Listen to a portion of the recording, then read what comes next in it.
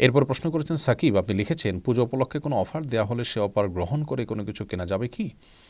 পুজো উপলক্ষে কোনো ব্যবসা প্রতিষ্ঠান যদি কোনো অফার বা ছাড় দেয়, একজন মুসলমান হিসাবে আপনি সেই ছাড় বা অফার গ্রহণ করে কোনো পণ্য কিনতে পারেন, এতে কোনো অসুবিধা নেই। তার কারণ হলো, আপনার এই কেনার মাধ্যমে আপনি না নিজে পুজোয় অবতীর্ণ হচ্ছেন, লিপ্ত হচ্ছেন, না পুজোতে কোনো সহযোগিতা করছেন। আপনার কেনার মাধ্যমে যে পুজোর কাজে কাউকে আপনি প্রত্যক্ষভাবে সহযোগিতা করছেন, ব্যাপারটা সেরকম নয়।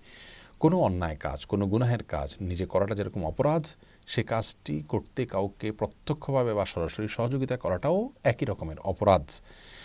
তো আপনি যদি এমন কোনো কাজ করেন যে আপনি নিজে সে পাপে লিপ্ত হলেন না, আবার কাউকে লিপ্ত হতে যে সহায়তা করলেন সেরকমই কিছু করলেন না, তাহলে সেক্ষেত্রে সেটি করতে নিষেধ নয়। যার কারণে আপনি পুজো উপলক্ষে কোনো ব্যবসায়িক প্রতিষ্ঠান যদি অফার দেয়, সে অফার গ্রহণ করতে পারেন। এর মাধ্যমে না আপনি পুজো করছেন, না আপনি এটা কেনার মাধ্যমে যারা পুজো করছে তাদের কোনো হেল্প হচ্ছে, ব্যাপারটি সেরকম না। বিধায় এই অফার গ্রহণ করা যেতে পারে ইনশাআল্লাহ, বিইذনিল্লাহ।